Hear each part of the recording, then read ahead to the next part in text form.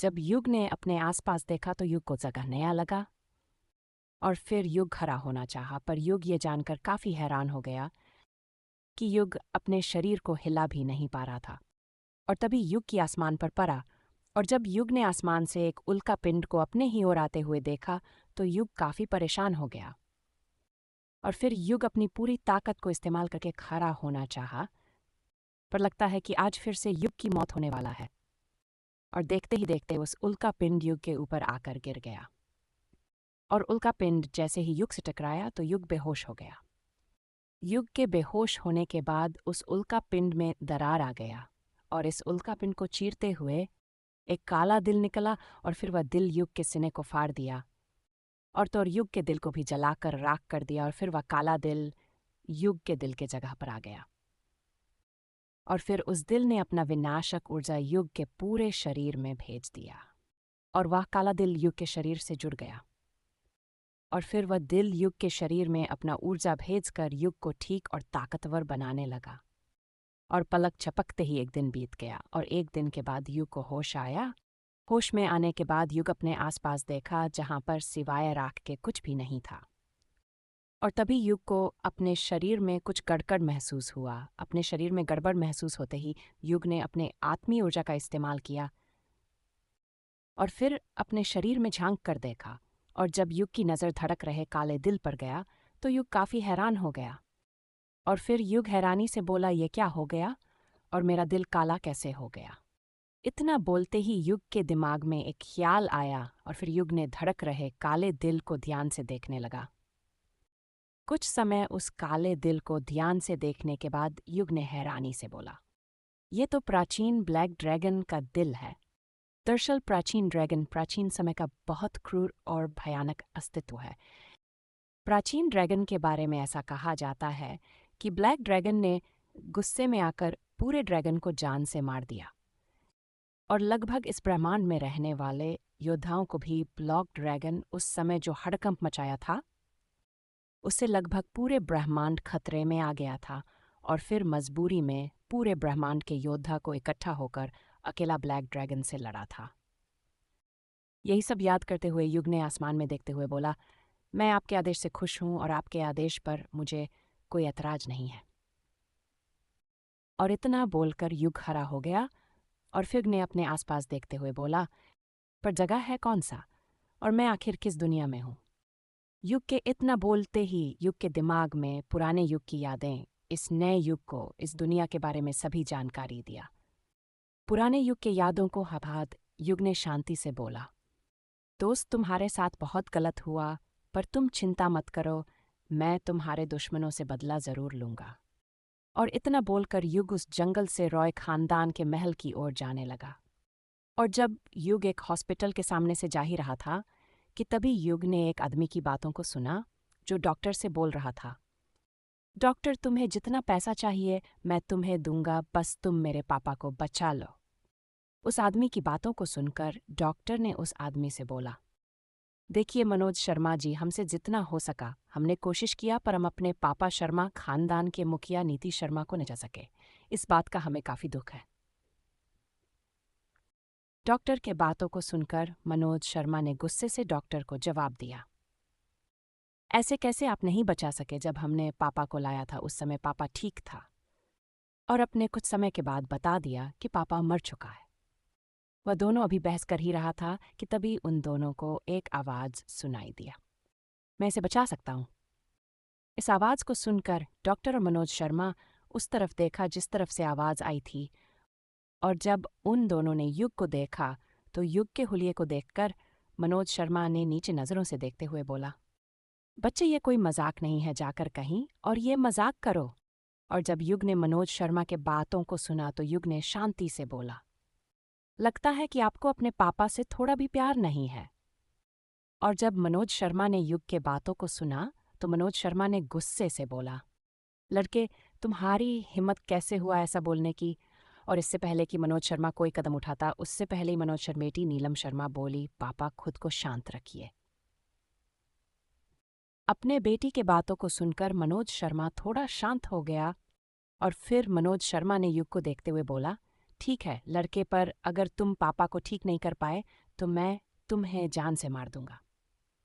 मनोज शर्मा के बातों को सुनकर युग ने शांति से बोला, मुझे मंजूर है, पर अगर मैंने इसे बचा लिया तो आपको 100 करोड़ रुपये देना होगा।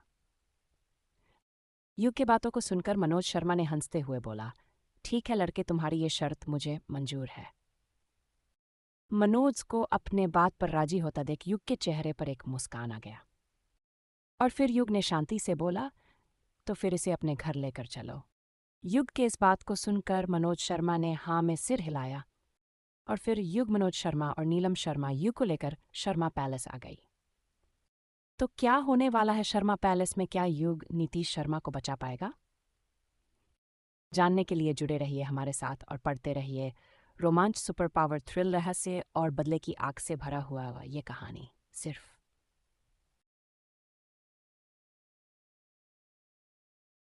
जब युग मनोज शर्मा और नीलम शर्मा शर्मा पैलेस में आ गई, तो नीलम शर्मा ने युग को देखते हुए बोली, लो आ गए हम शर्मा पैलेस, अब इलाज जल्दी से शुरू करो। नीलम शर्मा के बातों को सुनकर युग ने नीलम शर्मा से बोला, इलाज शुरू करने से पहले मुझे 5 चांदी की सुइयां चाहिए।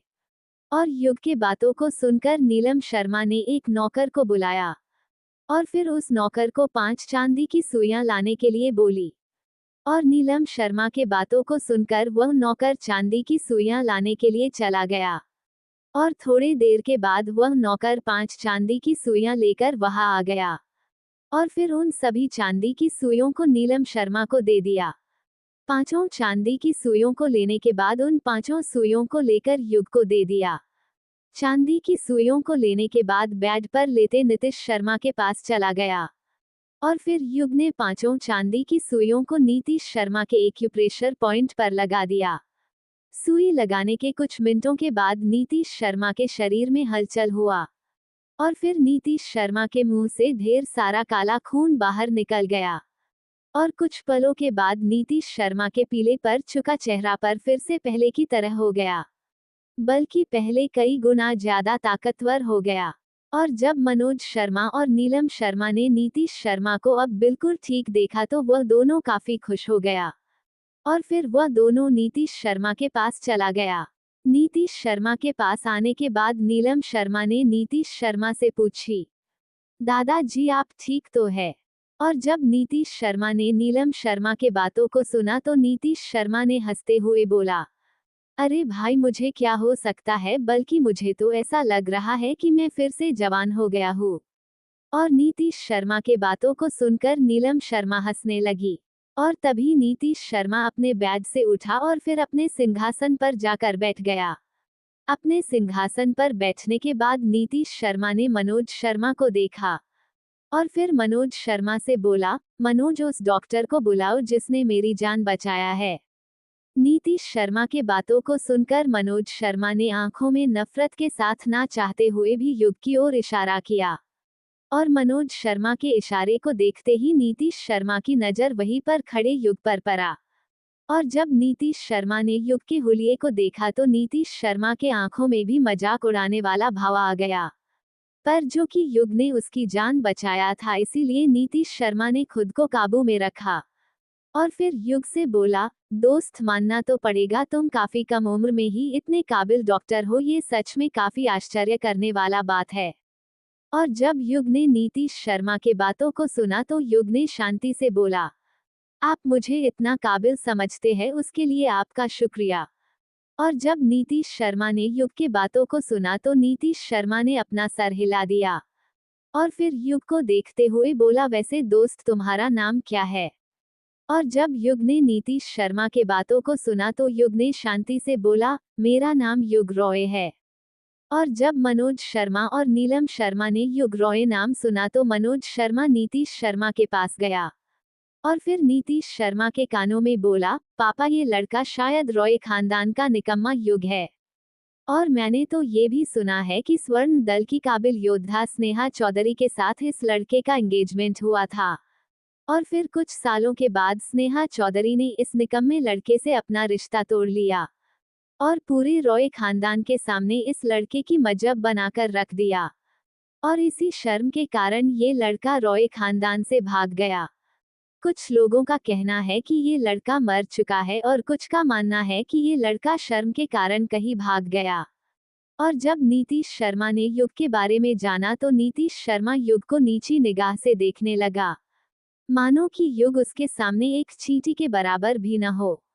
और फिर नीतीश शर्मा ने मनोज शर्मा को इशारा किया और नीतीश शर्मा के इशारे को समझते हुए मनोज शर्मा ने हाँ में सिर हिला दिया। और फिर मनोज शर्मा ने एक ब्लैक कार्ड युग को दे दिया और उस ब्लैक कार्ड को देते हुए मनोज ने युग से बोला, ये लो, इस कार्ड में 2 करोड़ रुपया है। और जब युग ने ये सुना कि उस कार्ड में 100 करोड़ के बदले 1 करोड़ है तो युग काफी हैरान हो गया। और फिर युग ने मनोज शर्मा को देखते हुए बोला, ये क्या है मनोज शर्मा, क्या तुम अपने बात से मुकरना चाहते हो? और जब युग के बातों को नीलम शर्मा ने सुनी तो नीलम शर्मा ने गुस्से से बोली, ओ 2 कौड़ी के इंसान, चुपचाप हम जो दे रहे हैं उसे लो और यहाँ से दफा हो जाओ। और जब युग ने नीलम शर्मा के गिरगिट के जैसे अपना रंग बदलते हुए देखा तो युग पहले तो थोड़ा हैरान हुआ और फिर युग ने नीतीश शर्मा को देखते हुए बोला, देखिए मनोज शर्मा, आप इतने बड़े खानदान के वारिस है और इस हैसियत से आपको अपने ही बात से मुकरना काफी अजीब नहीं है?